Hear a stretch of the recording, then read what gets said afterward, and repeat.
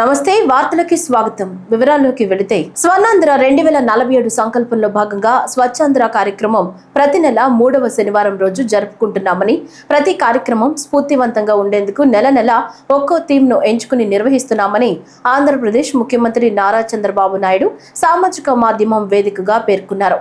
ఈసారి ఈ వ్యర్థాల సేకరణ, వాటిని సురక్షిత పద్ధతుల్లో రీసైకిల్ చేయడం థీమ్ ను ఎంచుకున్నట్లు తెలిపారు. చెత్త నుంచి సంపద సృష్టించడం ద్వారా సర్క్యులర్ ఎకానమీ సాధ్యమవుతుందని, ఈ స్వచ్ఛాంధ్ర కార్యక్రమంలో అందరూ స్వచ్ఛందంగా పాల్గొనాలని కోరారు. ఎక్కడికక్కడ ఈ వేస్ట్ సేకరణ కేంద్రాలు ఏర్పాటు చేయాలని సూచించారు.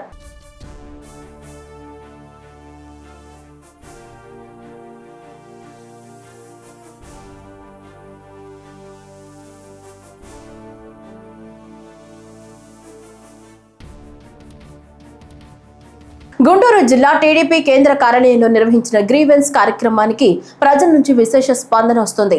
టీడీపీ అధినేత ముఖ్యమంత్రి చంద్రబాబు నాయుడు ఆదేశాల మేరకు ఈ కార్యక్రమం నిర్వహిస్తున్నారు. ప్రతిరోజు అధిక సంఖ్యలో ప్రజలు తమ సమస్యలతో కూడిన వినతులతో టీడీపీ కార్యాలయానికి విచ్చేస్తున్నారు. కార్యక్రమంలో పాల్గొన్న రాష్ట్ర హోంమంత్రి వంగల్పూడి అనిత, రాష్ట్ర యాదవ కార్పొరేషన్ చైర్మన్ నరసింహ యాదవ్ ప్రజల నుంచి అర్జీలు స్వీకరించి వాటిని పరిశీలించారు. రాష్ట్ర వ్యాప్తంగా వచ్చిన అనేక సమస్యలను పరిశీలించిన హోంమంత్రి అనిత వాటిని వెంటనే పరిష్కరించాలి అంటూ సంబంధిత అధికారులను ఆదేశించారు.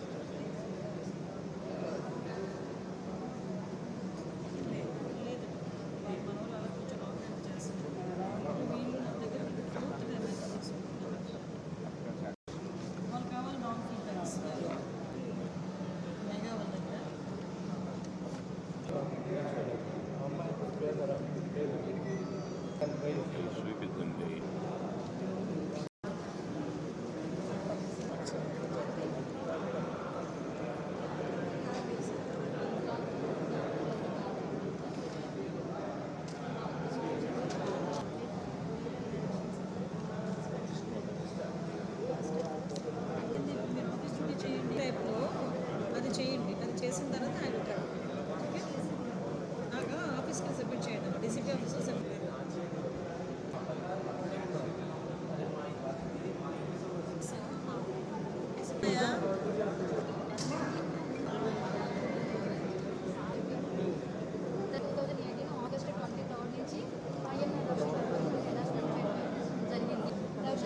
చిత్తూరు జిల్లా వ్యాప్తంగా ప్రతి మున్సిపాలిటీ, పంచాయతీ పరిధిలో ఈ వేస్ట్ మేనేజ్మెంట్ కింద స్వచ్ఛ భారత్ కార్యక్రమాన్ని నిర్వహించనున్నట్లు చిత్తూరు జిల్లా కలెక్టర్ సుమిత్ కుమార్ తెలిపారు. చిత్తూరు నగరపాలక సంస్థ కార్యాలయంలో స్వర్ణాంధ్ర స్వచ్ఛాంధ్ర కార్యక్రమాన్ని ఈ రోజు ఆయన ప్రారంభించారు. ఈ సందర్భంగా కలెక్టర్ మీడియాతో మాట్లాడుతూ స్వచ్ఛ భారత్ లో భాగంగా రాష్ట్ర ప్రభుత్వం ప్రతిష్టాత్మకంగా స్వర్ణాంధ్ర స్వచ్ఛాంధ్ర కార్యక్రమాన్ని నిర్వహిస్తోందని, ఇందులో భాగస్వాములు కావాలని పిలుపునిచ్చారు.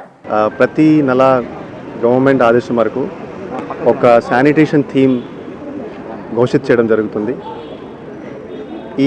ఈ నెల థీమ్ ఈ waste management, electronic goods, batteries, old mobile phones recycling చేస్తే ఎన్వైరన్మెంట్ పొల్యూషన్ తగ్గుతుంది. సో ఈ నెల గవర్నమెంట్ ద్వారా ఒక థీమ్ ఇవ్వడం జరిగింది. సో ఈ థీమ్ పరంగా ప్రతి యుఎల్బిలో ఈ కార్యక్రమం చేయడం జరుగుతున్నాయి. ప్రతి పంచాయతీలో కూడా ఇప్పుడు ఈ నెల ఏప్రిల్ 19 తర్వాత మే 19 వరకు కూడా ఒక నెల ఈ కార్యక్రమం చేయడం జరుగుతుంది.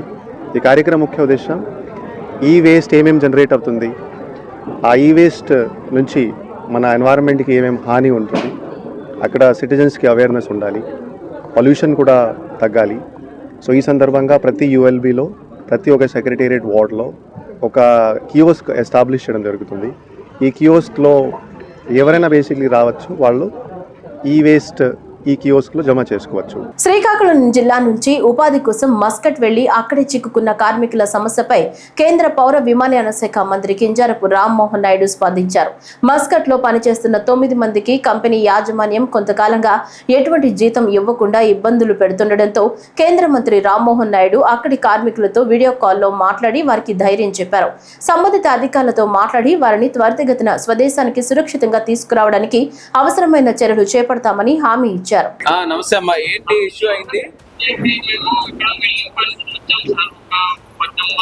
ఎప్పుడు వచ్చారు? 3 నెలలు అవుతుంది. అప్పుడు ఎవరి త్రూ వెళ్ళారు? ఓకే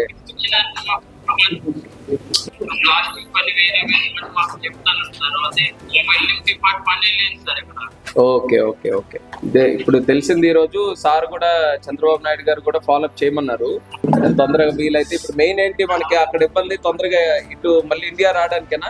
అవును సార్, మీ మాకంటే ఏ సమయానికి కూడా అంటే క్లీనింగ్ పెయింటింగ్ అని సరిగ్గా ఉన్నది. ఓకే అక్కడ ముందు అడిగేవి కూడా ఏంటంటే ఎక్కడైతే అవ్వదో అక్కడికి వెళ్ళండి, మళ్ళీ కొత్త మంది దొరుకున్నది ఇంకొకటి కొట్టుకు వచ్చారు. మళ్ళీ ఒకవేళ మీకు రాకలేదేమో, మీకు ఎప్పుడు పని నడిస్తే అప్పుడే రాలేదు. ఎక్కువ మాట్లాడితే పోలీసు లేట్ చేయలేదు, అంబులెన్స్ లేట్ చేయలేదు, గవర్నమెంట్ లేట్ చేయలేదు, లేట్ చేస్తున్నాం కూడా ఆ రోజు ఉంది సార్. ఫుడ్ అకామిడేషన్ ప్రస్తుతానికి పర్వాలేదా? సో ఇమీడియట్ గా మనం ఇది ఎంబసీ వాళ్ళతో మాట్లాడి, ఇక్కడ ఎక్స్టర్నల్ అఫైర్స్ మినిస్ట్రీ వాళ్ళ త్రూ అక్కడ ఎంబసీకి మాట్లాడి మీకు రీచ్ అవుట్ అయ్యి మీకు ఇప్పుడు ఎవరికి ఏ టైప్ లో హెల్ప్ కావాలో అవన్నీ చేసినట్టు ఇమీడియట్ గా అరేంజ్ చేద్దాం. స్వచ్ఛాంధ్ర మిషన్ లో భాగంగా కాలువల శుభ్రత, వాటి సుందరీకరణ కార్యక్రమంలో విస్తృత ప్రజా భాగస్వామ్యాన్ని ఆహ్వానిస్తున్నట్లు Eluru urban development authority vice chairman joint collector P Dhatri Reddy తెలిపారు. స్వచ్ఛాంధ్ర స్వర్ణాంధ్ర కార్యక్రమంలో భాగంగా ఈ రోజు ఉదయం collector Vetri Selvi, joint collector Dhatri Reddy, SP Pratap శివకిషోర్లు ఏలూరు కాలువ పరిసరాలను పరిశుభ్రం చేశారు. ఈ సందర్భంగా జిల్లా కలెక్టర్ వెట్రి సెల్వి మాట్లాడుతూ, స్వర్ణాంధ్ర కార్యక్రమంలో భాగంగా ఈ రోజు కార్యాలయాల్లోని ఈ వేస్ట్ ను తొలగించే కార్యక్రమాన్ని చేపడుతున్నామన్నారు. ప్రతి ఒక్కరూ తమ తమ గృహాల్లో ఉన్న ఈ వేస్ట్ ను మున్సిపల్ శాఖ శానిటేషన్ వారికి అందజేయాలన్నారు. ఆంధ్ర 2047 లో భాగంగా మనం ఆంధ్రప్రదేశ్ ని cleaner, greener and healthier Andhra Pradesh గా మార్చాలని చెప్పేసి మనకు సీఎం గారు ఇచ్చిన ఆదేశం. దాంట్లో మనం ఎవ్రీ థర్డ్ సాటర్డే ఈ స్వచ్ఛ ఆంధ్ర డేన మనం సెలబ్రేట్ చేస్తున్నాము. ఇవాళ మనకి ఇచ్చిన థీమ్ ఈ వేస్ట్ మేనేజ్మెంట్. సో ఈ వేస్ట్ మన ఇంట్లో చాలా ఉంటాయి, ఆఫీసెస్లో ఎక్కువ ఉంటాయి. సో ఆ న్యూస్ బ్యాటరీ నుంచి కంప్యూటర్, మౌజ్ అన్నీ ఈ వేస్ట్ కిందనే వస్తుంది. రిపేర్ పాడైపోయిన ఏసీ ఉంటుంది, అవన్నీ ఆఫీస్లో ఎక్కడ పడేసి ఉంటారు. సో అవన్నీ ఈరోజు ప్రాపర్గా డిస్పోజ్ చేయాలన్నది, అలాంటి ఈ వేస్ట్ మనకు తెలియకుండా చాలా ఉంటుంది. సో ఈ రోజు మనం స్టాప్ చేసేసి ఒకసారి ఎలాంటి ఈ వేస్ట్ మన పరిధిలో ఉన్నాయని చెప్పి చెక్ చేసుకొని అది సార్ట్అవుట్ చేసేసి మున్సిపల్ వాళ్ళకి అప్పు చెప్తే వాళ్ళు అది ప్రాపర్గా ఈ వేస్ట్ మేనేజ్మెంట్ కింద డిస్పోజల్ చేస్తారు. సో ఆ థీమ్ ఇది ఒకటే కాకుండా రెగ్యులర్గానే మనం ఎవ్రీ థర్డ్ సాటర్డే ఏదో ఒక ఏరియా క్లీన్ చేయడము, వాల్ పెయింటింగ్ చేయడము, అట్లాంటి చాలా యాక్టివిటీస్ చేస్తున్నాము. అందులో భాగంగా ఇవాళ మనం కృష్ణా కెనాల్ మొత్తం కలెక్టరేట్ స్టాఫ్ కానీ మన జిల్లా నుంచి కొంచెం వాలంటీర్స్ వచ్చారు, మన డిస్ట్రిక్ట్ ఆఫీసర్స్ కానీ అందరూ ఇవాళ కృష్ణా కెనాల్ క్లీనింగ్ కూడా మనం చేస్తున్నాము. ఈ రోజు పలువురు ప్రముఖులు తిరుమల శ్రీవారిని దర్శించుకుని మొక్కులు తీర్చుకున్నారు. వారిలో ఆంధ్రప్రదేశ్ రాష్ట్ర కార్మిక శాఖ మంత్రి వాసంశెట్టి సుభాష్, కుటుంబ సభ్యులు బీజేపీ ఎంపీ సీఎం రమేష్ దంపతులు, కర్ణాటక ప్రజా పనుల శాఖ మంత్రి హెచ్డి రేవಣ್ణ ఉన్నారు. శ్రీవారి సుప్రభాత సేవలు స్వామివారిని దర్శించుకున్న అనంతరం రంగనాయకుల మండపంలో వేద పండితులు ఆశీర్వచనం పలుకుగా అధికారులు వారికి తీర్థ ప్రసాదాలు అందజేసి శేషవస్త్రంతో సత్కరించారు.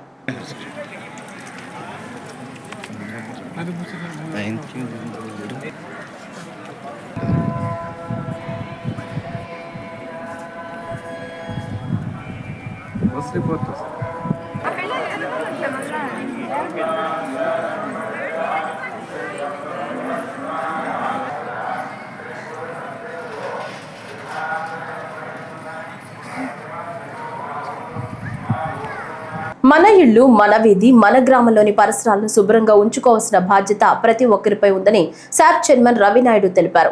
స్వచ్ఛాంధ్ర స్వర్ణాంధ్ర కార్యక్రమంలో భాగంగా తిరుపతిలోని రాజీవ్ గాంధీ సర్కిల్లో పరిసరాలను నగరపాలక సంస్థ కమిషనర్ నారపురెడ్డి మౌర్యతో కలిసి శుభ్రం చేసిన అనంతరం మాట్లాడుతూ, పరిసరాలను పరిశుభ్రంగా ఉంచడం వల్ల ఆరోగ్యంతో పాటు పర్యావరణాన్ని కాపాడుకోవచ్చన్నారు.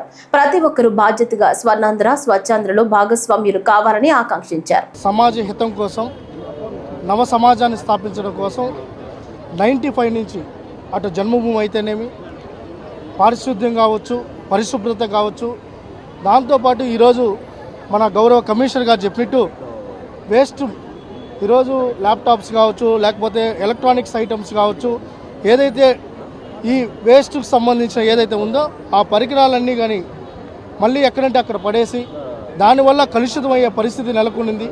అవి భూమిలో ఇంకిపోయే పరిస్థితి లేదు. దానివల్ల కూడా ఆ ప్రాంతం అంతా పొల్యూట్ అయ్యే పరిస్థితి ఉంది. కాబట్టి వాటితో ఏ విధంగా మళ్ళీ రీసైక్లింగ్ చేసి సమాజానికి ఉపయోగపడే విధంగా చేయాలనే కార్యక్రమానికి గతంలోనే శ్రీకారం చుట్టడం జరిగింది.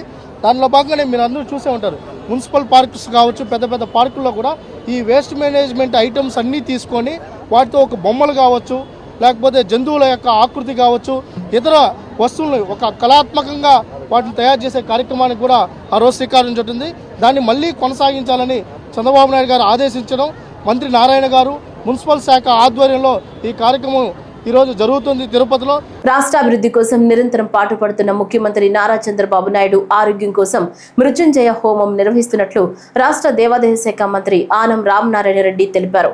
నెల్లూరు జిల్లా ఆత్మకూరులో మంత్రి మీడియాతో మాట్లాడుతూ నెల్లూరు జిల్లా వ్యాప్తంగా గ్రామాన టీడీపీ ఆధ్వర్యంలో చంద్రబాబు నాయుడు జన్మదిన వేడుకలను నిర్వహిస్తామన్నారు. అనంతరం ఆత్మకూరులో వైభవంగా మృత్యుంజయ హోమాన్ని నిర్వహించనున్నట్లు వివరించారు. ఈ హోమం ద్వారా గౌరవనీయులైనటువంటి ముఖ్యమంత్రి చంద్రబాబు నాయుడు గారికి అందించాలి అనేదే మా అందరి సంకల్పం. దీనికి అవసరమైనటువంటి 7 నదుల జలాన్ని తెప్పిస్తున్నాం. ఈ హోమంలో 7 నదుల జలాన్ని తీసుకొచ్చి ఆ జలాన్ని కలశాలను పెట్టి ఇక్కడ ఈ హోమాన్ని అత్యంత ప్రతిష్టాత్మకంగా చేయడానికి ఏర్పాట్లన్నీ చేస్తున్నాం. ఆగమ పండితుల్ని, వేద పండితులందరినీ ఆహ్వానించాము. ఇప్పటికే అందరూ తెలుగుదేశం పార్టీ అభిమానులంతా అవకాశం ఉన్న వాళ్ళందరినీ రమ్మని ఆహ్వానిస్తున్నాం. అంతేకాకుండా నెల్లూరు జిల్లా, ఉమ్మడి జిల్లాలో ఉన్నటువంటి అందరు శాసనసభ్యుల్ని, పార్లమెంటు సభ్యుల్ని, మంత్రులను, ఇన్ఛార్జి మంత్రులను, ఈ జిల్లా పరిధిలో ఉన్నటువంటి నూతనంగా ఎంపిక కాబడినటువంటి ప్రభుత్వ చైర్మన్లను కూడా ఆహ్వానిస్తున్నాం. రాజకీయ లబ్ధి కోసం వైసీపీ నాయకులు ఎంతటి దిగజారుడు వ్యాఖ్యలైనా చేస్తారంటూ నంద్యాల ఎంపీ బైరెడ్డి శబరి ఘాటుగా స్పందించారు. అహోబిలం క్షేత్రంలోని మఠంలో ఎంపీ డాక్టర్ బైరెడ్డి శబరి మీడియాతో మాట్లాడుతూ తిరుపతి గోశాలలో గోవులు చనిపోతున్నాయని వైసీపీ నాయకులు రోడ్లపైన పడుకునే నిరసనలు తెలియజేస్తే నమ్మేందుకు ప్రజలు సిద్ధంగా లేరన్నారు. గత వైసీపీ పాలనలో దేవతలకు, ఆలయాల్లో ఉన్నటువంటి రథాలకు రక్షణ కరువైందని, ఈ రోజు సనాతన ధర్మం గురించి వైసీపీ నాయకులు మాట్లాడుతుంటే దయ్యాలు వేదాలు వల్లిస్తున్నట్లుగా ఉన్నాయని ఎద్దేవా చేశారు. వైఎస్ఆర్సీపీ నాయకులు కొంతమంది, పెద్ద నాయకులు కొంతమంది ఆడ తిరుపతిలో రోడ్లపైన పాపము పడుకొని ఏదో ధర్నాలు చేసుకుంటా 5 సంవత్సరాల కాలంగా సనాతన ధర్మం గుర్తుకు రాలేదు, మేము హిందువులము అని గుర్తుకు రాలేదు. కానీ ఇప్పుడు మరి రాజకీయము చేయాలని చెప్పి దేవుణ్ణి అడ్డం పెట్టుకొని రాజకీయం చేస్తున్నారు. ఏమంటారు, అసలు భూమన కరుణాకర్ రెడ్డి గారు ఆయన 5 సంవత్సరాల కాలంలో ఏం చేశారండి? ఎన్ని స్కాములు బయటపడ్డాయి, రిపోర్ట్లు ఉన్నాయి. రిపోర్ట్లలో దాదాపు ప్రతి సంవత్సరం 1,30,000 రూపాయలు అనవసరంగా ఖర్చు పెట్టారు, వేరే దానికి ఖర్చు పెట్టారు అని చెప్పి రిపోర్ట్ వచ్చింది. అట్లాగే టీటీడీ దేవస్థాన నిధులు ఏవైతే ఉన్నాయో, డబ్బులు ఏవైతే ఉన్నాయో, హుండీ డబ్బులు ఏవైతే ఉన్నాయో అవి అన్నీ కూడా డైవర్ట్ చేస్తున్నప్పుడు వీళ్ళకు గుర్తుకు రాలేదు సనాతన ధర్మం గురించి.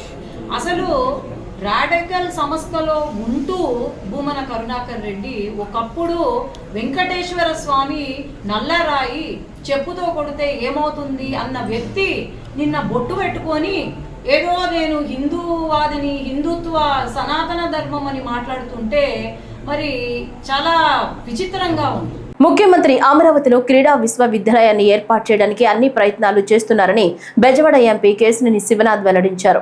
ఇబ్రహీంపట్నం మండలం మూలపాడలోని ఆంధ్ర క్రికెట్ అసోసియేషన్ అంతర్జాతీయ స్టేడియంలో 3 రోజుల పాటు జరిగే అమరావతి జర్నలిస్ట్ క్రికెట్ లీగ్ ను కేశినేని చిన్ని ప్రారంభించారు. ఈ లీగ్ ఆడబడుతున్న పాత్రికేయ క్రీడాకారులను ఆయన పరిచయం చేసుకుని లాంఛనంగా బ్యాటింగ్ చేశారు. అనంతరం తొలి 2 మ్యాచ్లకు శాప్ చైర్మన్ రవినాయుడుతో కలిసి టాస్ వేశారు. సెలవు అనేది లేకుండా పనిచేయాల్సిన జర్నలిస్టులు ఈ ఆహ్లాదకరమైన క్రీడలో విరామం పొందుతున్నారని కేశినేని చిన్ని వ్యాఖ్యానించారు. రాబోయే కాలంలో క్రికెట్ తో పాటు అన్ని క్రీడలు పాఠశాల స్థాయిలోనే అందరికీ చేరువ చేయాలనే లక్ష్యంతో కూటమి ప్రభుత్వం పనిచేస్తున్నట్లు ఆయన తెలిపారు. ఐపీఎల్ మనం గత 17 సంవత్సరాల క్రితం ఇదే రోజున ఐపీఎల్ స్టార్ట్ అయింది. ఆ రోజునే ఇవాళ అమరావతి ప్రీమియర్ లీగ్ జర్నలిస్టులు అందరూ కలిసి చక్కగా 2 రాష్ట్రాల తెలుగు రాష్ట్రాల్లో ఉన్న జర్నలిస్టులు అందరూ కలిసి, జర్నలిస్టులే కాకుండా అందరూ కూడా పాత్రికేయ ప్రపంచం మొత్తం కూడా ఇక్కడ 3 రోజుల పాటు ఈ టోర్నమెంట్ కండక్ట్ చేయడం చాలా ఆనందంగా ఉంది. మొన్నే చూసాం, ఎమ్మెల్యేలకి టోర్నమెంట్ శాప్ ఆధ్వర్యంలో జరిగింది, చాలా ఆహ్లాదంగా జరిగింది. నిజంగా చూస్తుంటే చాలా ఆనందంగా కూడా ఉంది. అట్లాగే మీరు కూడా చాలా ఆహ్లాదకరంగా ఇవాళ ఇక్కడ స్టార్ట్ చేయటం, తప్పకుండా మీ యొక్క అమరావతి ప్రీమియర్ లీగ్ సక్సెస్ అవ్వాలని కోరుకుంటున్నాం. తప్పకుండా సక్సెస్ అవుతుంది, ఎందుకంటే రాబోయే కాలంలో మరిన్ని టీంలు వచ్చి దీనికి మరింత శోభ రావాలని కోరుకుంటున్నాం. ఏ అవసరం ఉన్నా ఆంధ్ర క్రికెట్ అసోసియేషన్ తప్పకుండా ఈ తరపునే ఉంటుంది. నిత్య జీవితంలో చాలా బిజీగా ఉండే మీరు చాలా ఆహ్లాదకరంగా ఇవాళ ఒక క్రీడని ఉత్తేజపరంగా ఆడటానికి తీసుకుని 3 రోజులు సంతోషంగా ఉండాలని మేము కోరుకుంటున్నాం. ఎందుకంటే నిత్య జీవితం ఏ రోజు చూసినా మీకు బిజీ డేనే. ఆ బిజీ డేకి ఎంతో కొంత ఎంటర్టైన్మెంట్ కావాలి, దాన్ని క్రికెట్ రూపంలో మీకు వస్తుంది. తప్పకుండా ఈ 3 రోజులు మీరు ఒక హాలిడే మూడ్లో చక్కగా చేయాలని కోరుకున్నాం.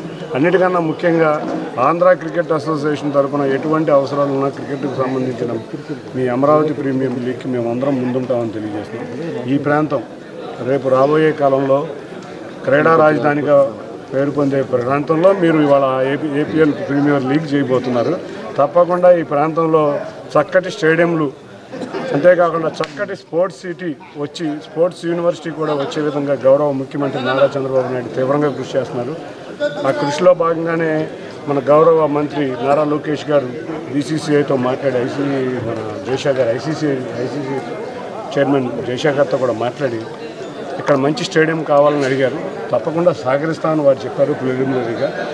ఈ కృషి అంతా తప్పకుండా చేసి ఇక్కడ ఉన్న ఈ ప్రాంతం అంతా కూడా మంచి క్రీడా రాజధానిగా, వాళ్ళ అమరావతి రాజధానిలో ఒక క్రీడా రాజధాని కావాలి, క్రీడా రాజధాని వెలుగొందాలని కోరుకుంటున్నాం.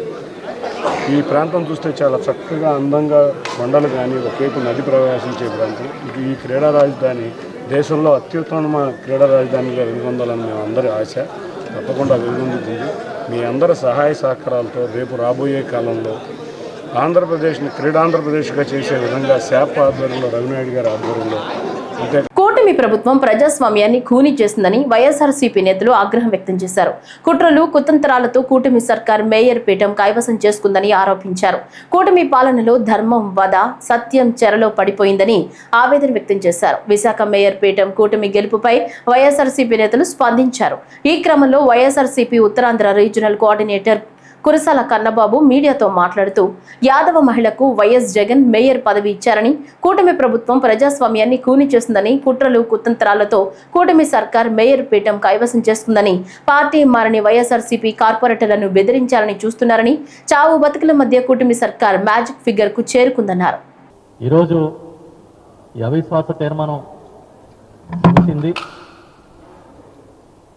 74 మంది అవసరమైతే 74 మంది సభ్యులతో మ్యాజిక్ ఫిగర్ని చేరుకుని ఇది గెలుచుకోగలిగామని కూటమి సంబరం పడుతూ ఉంది. చావు బతుకుల మధ్య మ్యాజిక్ ఫిగర్ చేరుకున్నారు. నాకు తెలిసి చంద్రబాబు నాయుడు గారు ఎప్పుడో వైస్రాయ్ హోటల్నప్పుడు ఇంత కష్టపడి ఉంటాడేమో. మళ్ళీ ఇన్నాళ్ళకి అన్ని శక్తుల్ని మోహరింపజేసి, అన్ని కుట్రలకి తెరదీసి, విపరీతంగా డబ్బులు ఖర్చు పెట్టి విశాఖ మేయర్ స్థానాన్ని అవిశ్వాస తీర్మానంలో గెలుచుకునేందుకు కష్టపడ్డారు. చాలా చిత్రం. రాజకీయాలకి విలువలు, విశ్వసనీయత ముఖ్యమని చెప్పే జగన్మోహన్ రెడ్డి గారికి విలువలు లేవు, విశ్వసనీయత లేదు. మేము ఏం చేసినా కూడా మమ్మల్ని ఆమోదించే మా సొంత ప్రచార సాధనాలు ఉన్నాయన్న ఒకే ఒక కారణంగా చంద్రబాబు నాయుడు గారు ఇవాళ విచ్చలవిడి రాజకీయం చేస్తూ ఉన్నారు. యాదవ సామాజిక వర్గానికి చెందిన ఒక విద్యాధికారులను తీసుకుని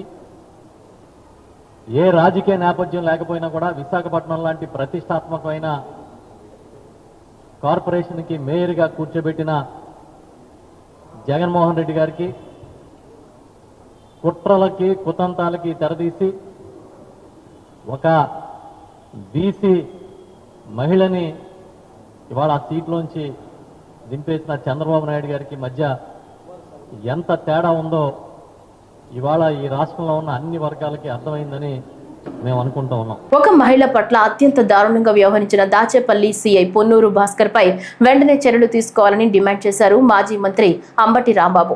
సోషల్ మీడియాలో పోస్టు పెట్టిందని పాలేటి కృష్ణవేణిని అరెస్టు చేసి ఆమెపై వ్యభిచారం కేసు పెడతానని బెదిరించడం ఏంటి అని ప్రశ్నించారు. సోషల్ మీడియా కేసులో అరెస్ట్ అయి గుంటూరు జిల్లా జైల్లో రిమాండ్లో ఉన్న పాలేటి కృష్ణవేణిని ములాఖత్ ద్వారా వైఎస్ఆర్సీపీ నేతలు Ambati Rambabu, Dontireddy Vemareddy, party legal cell ప్రతినిధులు పరామర్శించారు.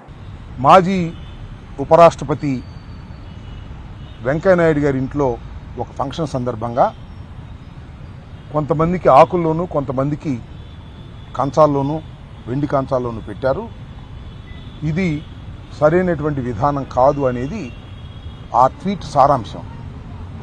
దాని మీద మార్చిలో కేసు రిజిస్టర్ చేశారు. నిన్న ఆమెని తీసుకొచ్చి కోర్టులో ప్రొడ్యూస్ చేశారు.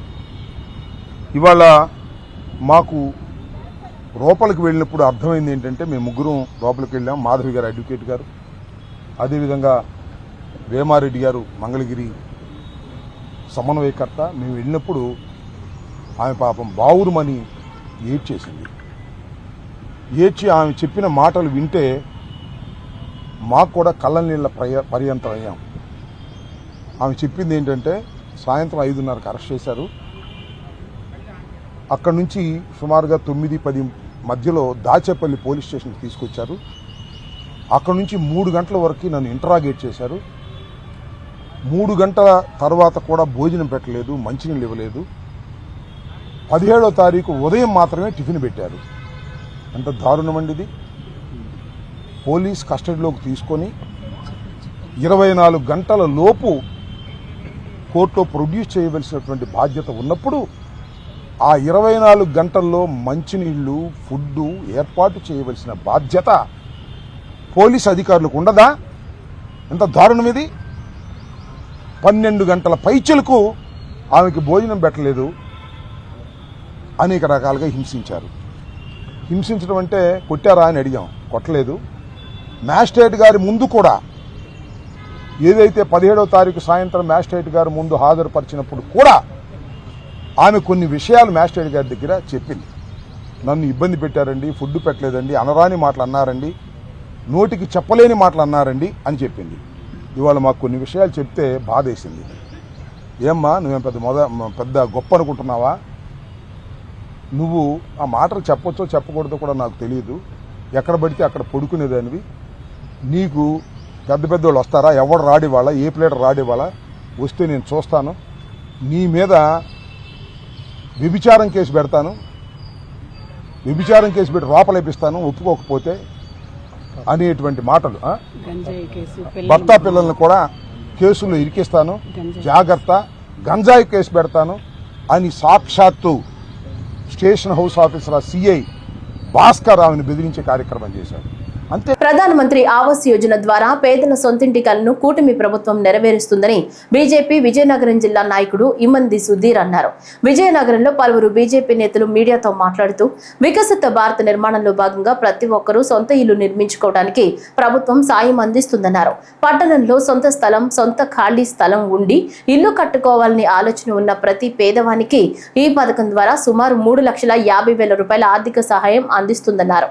ప్రధానమంత్రి ఆవాస్ యోజన PMAY 2.0 అనే ఈ పథకం ద్వారా పేద ప్రజల ఇంటి సొంత ఇంటి కలను సాకారం చేసుకోవాలనే ఒక సంకల్పంతో వికసిత భారత్ లక్ష్యంగా, అలాగే ఆంధ్రప్రదేశ్లో కూడా వికసిత ఆంధ్రప్రదేశ్ అనే లక్ష్యంతో ఆంధ్రప్రదేశ్ ప్రజలందరితో పాటు విజయనగరం ప్రజలకి, ముఖ్యంగా విజయనగరం అర్బన్ ప్రజలకు సొంత ఇంటి సొంత స్థలం ఉన్న వాళ్ళకి కేంద్ర ప్రభుత్వం అలాగే రాష్ట్ర ప్రభుత్వం పూర్తి సహకారాలతో మీ యొక్క సొంత ఇంటిని నిర్మించుకోవడానికి పూర్తి సహకారాలు అందిస్తున్నాయని ఈ సందర్భంగా తెలియజేస్తున్నాం.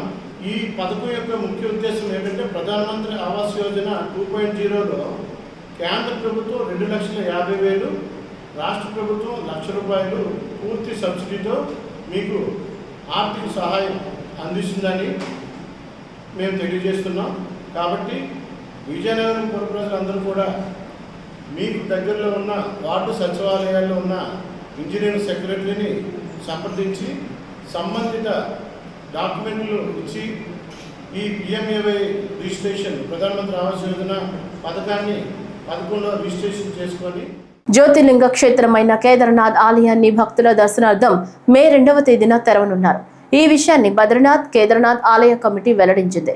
బద్రీనాథ్ ఆలయాన్ని మే 4 నుంచి భక్తుల కోసం తెరవనున్నట్లు వెల్లడించారు. పరమేశ్వరుడి పవిత్ర ఆలయాలైన 12 జ్యోతిర్లింగాల్లో కేదార్నాథ్, బద్రీనాథ్ ఆలయాలు కూడా ఉన్నాయి. చార్ధామ్ యాత్రలో ఈ దేవాలయాలు సందర్శన భాగంగా ఉంటాయి. ఏటా దేశంలోని వివిధ ప్రాంతాల నుంచి లక్షల మంది భక్తులు కేదార్నాథ్, బద్రీనాథ్ ఆలయాలను సందర్శించి పరమేశ్వరుని దర్శించుకుని ప్రత్యేక పూజలు చేస్తుంటారు. అయితే ఏటా శీతాకాలం ప్రారంభం కాగానే ఈ ఆలయాలను మూసివేస్తారు. ఆ సమయంలో ఆలయాలు మొత్తం మంచుతో కప్పుకొని పోయి ఉంటాయి.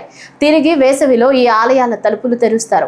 ఇక చార్ధామ్ యాత్ర ఈ నెల 30 నుంచి ప్రారంభమవుతుంది. భక్తులు యమునోత్రి, గంగోత్రి, కేదార్నాథ్, బద్రీనాథ్లను సందర్శిస్తారు. ఈ యాత్ర నేపథ్యంలో గంగోత్రి, యమునోత్రి ఆలయాలను ఈ నెల 30 నుంచి తెరవనున్నారు. దేశంలో అంతరించిపోయిన చీతాల పునరుద్ధరణ కార్యక్రమాన్ని కేంద్ర ప్రభుత్వం చేపట్టిన విషయం తెలిసిందే. ప్రాజెక్టు చీతాలో భాగంగా ఆఫ్రికా నుంచి విడతల వారీగా చీతాలను భారత్ కు తీసుకొస్తున్నారు. గతంలో దక్షిణాఫ్రికా, నమీబియా నుంచి విడతల వారీగా చీతాలను భారత్ కు తీసుకురాగా తాజాగా దక్షిణాఫ్రికాలోని బోట్స్వానా నుంచి 2 విడతల్లో 8 చీతాలను భారత్ కు తీసుకురానున్నట్లు అధికారులు తెలిపారు. తొలి విడతలో భాగంగా మేలో 4 చీతాలను తీసుకురానున్నట్లు అధికారులు తెలిపారు. ఆ తర్వాత మరో 4 చిరుతలను తీసుకొచ్చేందుకు ప్లాన్ చేసినట్లు వెల్లడించారు. ప్రాజెక్టు చీతాలో భాగంగా కేంద్రం 2022 సెప్టెంబర్ 17న నమీబియా నుంచి 8 చిరుతలను భారత్ కు తీసుకొచ్చింది. తర్వాత ఫిబ్రవరిలో దక్షిణాఫ్రికా నుంచి మరో 12 చిరుతలు వచ్చాయి. వీటన్నింటినీ మధ్యప్రదేశ్ లోని కూనో నేషనల్ పార్క్ లో వదిలారు. ఆ తర్వాత అనారోగ్య కారణాలతో పలు చిరుతలు మృతి చెందాయి. ప్రస్తుతం కూనో పార్క్ లో 26 చిరుతలున్నాయి. వాటిలో 14 భారత్ లో జన్మించిన కూనా పిల్లలున్నాయి.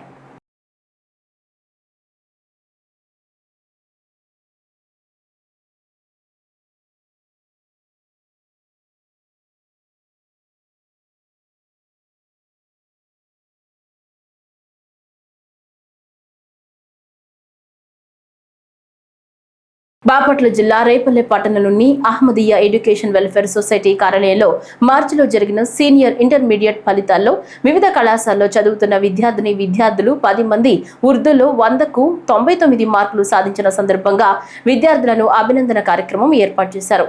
ఈ సందర్భంగా స్థానిక Ahmadiyya educational and welfare society secretary Syed Taher Ahmed మాట్లాడుతూ సెకండ్ లాంగ్వేజ్ తీసుకుని చదువుతూ ఉర్దూలో ప్రతిభ చాటి స్టేట్ ఫస్ట్ వచ్చిన 10 మంది విద్యార్థులను అభినందించారు. గత 15 సంవత్సరాలుగా వివిధ కళాశాలలో ఉర్దూ అధ్యాపకునిగా పనిచేస్తున్న సయ్యద్ అక్బర్ ను ప్రత్యేకంగా అభినందించారు. Repalle Ahmadiya education and welfare society తరఫున ప్రత్యేకంగా అభినందన తెలియజేస్తున్నాం. రాష్ట్ర స్థాయిలో జరిగినటువంటి ఆంధ్రప్రదేశ్ ఇంటర్మీడియట్ పబ్లిక్ ఎగ్జామినేషన్స్లో సెకండ్ ఇయర్లో రాష్ట్ర స్థాయిలో మన రేపల్లపట్నంలో వివిధ కళాశాలలో చదువుతున్నటువంటి విద్యార్థులు ఉర్దూలో 100కు 99 మార్కులు సాధించి అత్యుత్తమ ఫలితాలు సాధించినటువంటి ప్రతిభ కనబర్చి ఆ విద్యార్థులని ఈ సందర్భంగా అభినందిస్తూ రేపల్లి పట్టణ Ahmadiya education and welfare society తరఫున అదేవిధంగా రేపల్లి ప్రెస్ క్లబ్ తరఫున ప్రత్యేక అభినందిస్తూ ఈ కార్యక్రమాన్ని ఏర్పాటు చేయడం జరిగింది. విద్యార్థులకు ప్రత్యేక అభినందన తెలియజేస్తూ ఉన్నాం.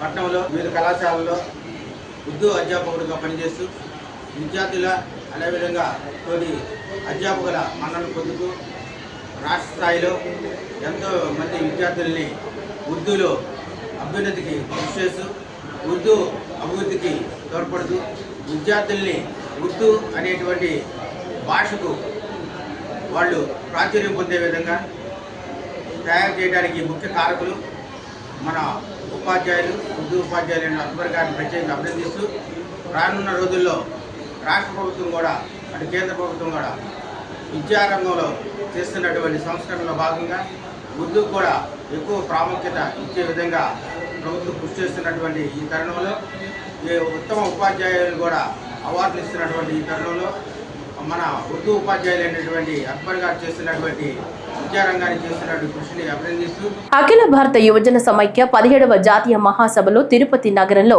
మే 15వ తేదీ నుంచి 18వ తేదీ వరకు జరుగుతాయని ఏఐవైఎఫ్ జిల్లా కార్యదర్శి షేక్ వలీ తెలిపారు. కొత్తపేటలోని సిపిఐ కార్యాలయంలో జాతీయ మహాసభల గోడ పత్రికలను ఆవిష్కరించిన అనంతరం మీడియాతో మాట్లాడుతూ జాతీయ మహాసభలకు దేశ నలుమూలల నుంచి ఏఐవైఎఫ్ ప్రతినిధులతో పాటు జాతీయ నాయకత్వం పాల్గొంటుందని, యువతను చైతన్యపరచడం, యువతలో సామాజిక స్పృహను పెంపొందించడమే ఈ మహాసభల ప్రధాన లక్ష్యమన్నారు. మే 15వ తేదీన తిరుపతి నందు జరగబోయే యువతి యువకుల భారీ ప్రదర్శన కార్యక్రమంలో గుంటూరు జిల్లా నుంచి వందల సంఖ్యలో యువకులు పాల్గొని భారీ ప్రదర్శన కార్యక్రమం జయప్రదం చేయాలని పిలుపునిచ్చారు. అఖిల భారత యువజన సమాఖ్య ఏఐవైఎఫ్ జాతీయ మహాసభలు వచ్చే నెల మే 15 నుంచి 18 వరకు తిరుపతి నగరంలో జరగబోతూ ఉంది. ఈ యొక్క మహాసభల్లో దేశవ్యాప్తంగా ఉన్న జాతీయ నాయకులు, అదేవిధంగా అనేక మంది ప్రముఖులు కూడా ఈ యొక్క జాతీయ మహాసభల్లో పాల్గొనబోతూ ఉన్నారు. ముఖ్యంగా ఈ యొక్క జాతీయ మహాసభల ముఖ్య ఉద్దేశము దేశవ్యాప్తంగా ప్రభుత్వ రంగ సంస్థలు ఏదైతే ఖాళీగా ఉన్నా ప్రతి సంవత్సరం నేను అధికారంలో రాగానే నరేంద్ర మోడీ గారు 2 కోట్ల ఉద్యోగాలు భర్తీ చేస్తానని ఏదైతే హామీ ఇచ్చారో ఆ హామీ, అదేవిధంగా రాష్ట్రంలో ఈ యొక్క ఎన్డీఏ ప్రభుత్వం అధికారంలో రానప్పుడు నారా లోకేష్ గారు యువగలం ప్రతి పాదయాత్రలో నేను అధికారంలో రాగానే ప్రతి జనవరిలో నేను జాబ్ క్యాలెండర్ ఇస్తాను, ఇవ్వకపోతే మా కాలర్ పట్టుకొని అడగండి అని చెప్పిన ఈ యొక్క నారా లోకేష్ గారు ఈనాడు అధికారంలోకి వచ్చారు. కానీ అధికారంలోకి వచ్చిన తర్వాత ఉద్యోగాలు ఎవరికి ఇచ్చుకున్నారంటే ఈ యొక్క చంద్రబాబు గారు, అదేవిధంగా వాళ్ళ కొడుకైన ఇప్పుడు నారా లోకేష్ గారు మంత్రి పదవి పొందారు. అదేవిధంగా పవన్ కళ్యాణ్ గారు అన్నగారు ఎమ్మెల్సీ పదవి పొందారు తప్పించి నిరుద్యోగ యువతకి ఇప్పటిదాకా ఎటువంటి ఉద్యోగాలు కల్పించలేదు. మేము ఒకటే డిమాండ్ చేస్తూ ఉన్నాము, మెగా డిఎస్సిని వెంటనే నిర్వహించాలి. 2,35,000 ప్రభుత్వ ఉద్యోగాలు ఏదైతే జనవరిలో జాబ్ క్యాలెండర్ విడుదల చేస్తామన్నారు, నేటికి 10 నెలలు పూర్తవుతా ఉన్నది.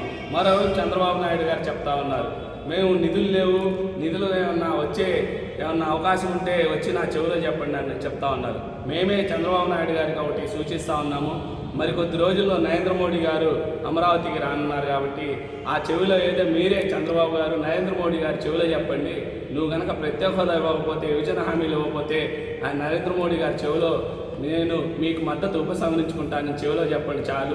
నేడు రాష్ట్రంలో 4 మండలాల్లో తీవ్ర వడగాలులు, 73 మండలాల్లో వడగాలులు వేయవచ్చని విపత్తుల నిర్వహణ సంస్థ ఎండీ కూర్మనాథ్ తెలిపారు. రాబోయే 3 రోజుల్లో కొన్ని ప్రాంతాల్లో పిడుగులు పడడంతో పాటు తేలికపాటి నుంచి ఒక మోస్తరు వర్షాలు కురిసే అవకాశం ఉందని, 40 నుంచి 50 కిలోమీటర్ల వేగంతో ఈదురు గాలులు వేయవచ్చని తెలిపారు.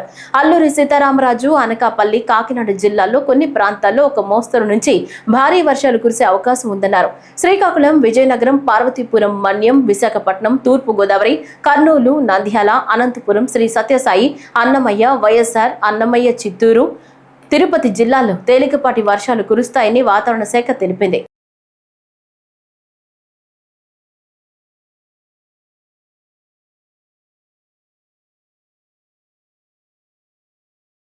ఈ వార్తలు ఇంతటితో సమాప్తం. నమస్కారం.